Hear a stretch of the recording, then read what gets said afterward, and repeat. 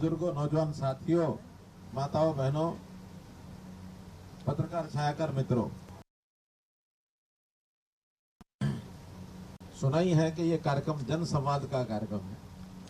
और जन संवाद का मतलब ये होता है कि कुछ मैं कहूं और कुछ आपकी भी बात आनी चाहिए सामने, जैसे वो सामने बैठे बुजुर्ग ने कहा है।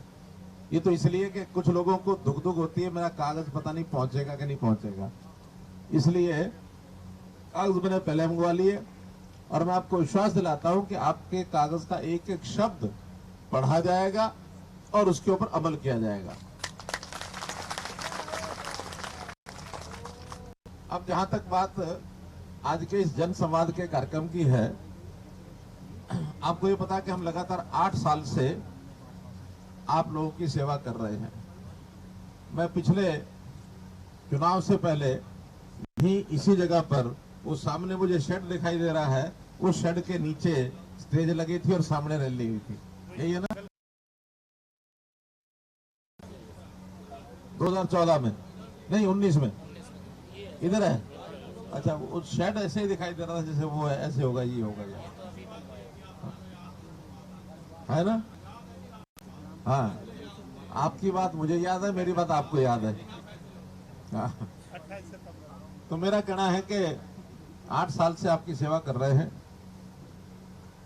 अपनी तरफ से हमने पूरा अपना जितना भी हमारी योग्यता है, हमारी ताकत है, हमारे सोच समझ की जितनी भी योजनाएं हैं, जो हमने नीतियां बनाई हैं, हम एक से एक बढ़िया इस ढंग से नीतियां बना रहे हैं कि लोगों को कैसे हम राहत पहुंचाएं।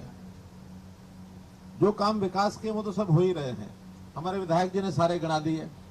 कोई सड़कें बनी होंगी, कोई स्कूल बने, कोई कॉलेज बने, जहाँ डिमांड है डिमांड भी रख दी कि कॉलेज की डिमांड भी है यहाँ, वो भी पता है। पानी की बात है, चाहे पीने की है, चाहे निकासी की है, चाहे तालाब की है, चाहे फिरनी की है, सारी बातें आ गई हैं। जो हो गई हैं वो तो सब हो ही गई, आपको भी पता, मुझे भी पता। जो होने वाली और हैं, आपके कागजों में जो लिखी हैं या जो डिमांड आपने की है, जो जो इसमें फिजिबल होंगी, जिसमें करने में कोई कठिनाई नहीं है, वो सारी की जाएंगी। उसकी चिंता मत करना आप लोग। कोई हमारे पास साधनों की, पैसों की कमी नहीं है, लेकिन वो साधन या पैसे वैसे ही बर्बाद ना हो जाए। अगर जरूरत है तो काम हो जाएगा, जरूरत नहीं है तो छोड़ भी देंगे।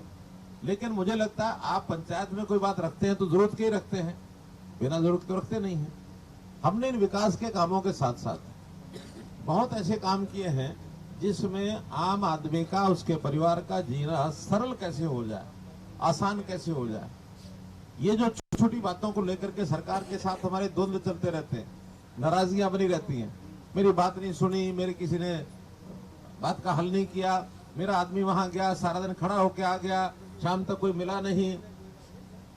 या हमारी जितनी भी जरूरतें होती हैं, हमारा पानी के लिए एक लाइन, तेल के लिए दूसरी लाइन, गैस सिलेंडर के लिए तीसरी लाइन, खाद के लिए चौथी लाइन, घर के 4-5 मेंबर सारी लाइनों में लगे रहते हैं।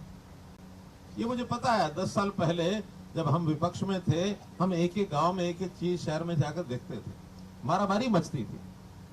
बल्कि मैं उदाहरण बताऊं आपको, तो 2014 में जब हमने सत्ता संभाली, ये जो खाद होता है जो फरवरी मार्च में बंटता है, इस खाद की खरीद जो है सितंबर में करनी पड़ती है। 14 में सितंबर में इन लोगों ने खाद खरीदा ही नहीं, हमारे कांग्रेस के मित्रों ने सरकार होते हुए। अब क्यों नहीं खरीदा, इसके पीछे क्या रहा होगा कारण मैं नहीं कह सकता।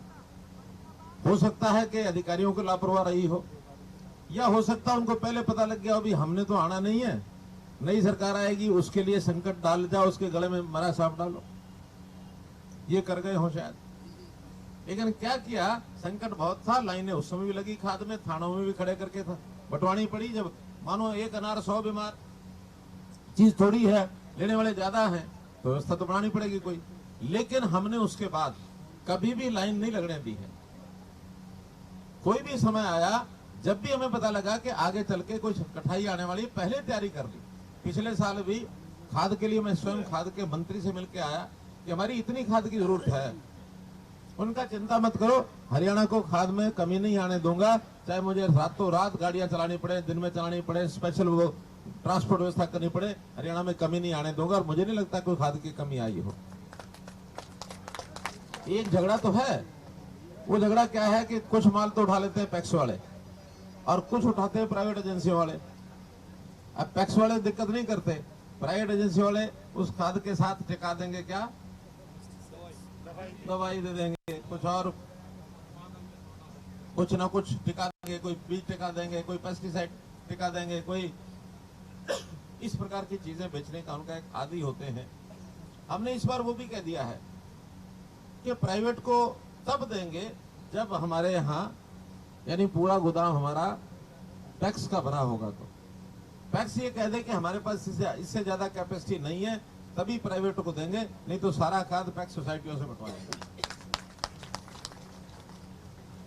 गैस सिलेंडर आज से 10 साल पहले एमपीज को एक कूपन बुक मिलती थी, है ना, 25 कूपन होते थे वही अपने इलाके में, ये गैस सिलेंडर बांट लेना, और फिर वो बंटते भी थे, बिकते भी थे, ब्लैक भी होती थी। आज कोई समस्या नहीं है, प्रधानमंत्री जी ने गैस सिलेंडर घर घर में पहुंचा दिया, हर रसोई के अंदर। कोई सिलेंडर यानी रसोई ऐसी नहीं है जिसमें गैस सिलेंडर नहीं पहुंचा। आज भी कोई गांव में बता देगा 500 रुपया इनाम उस परिवार को आज ही मिलेगा, है कोई?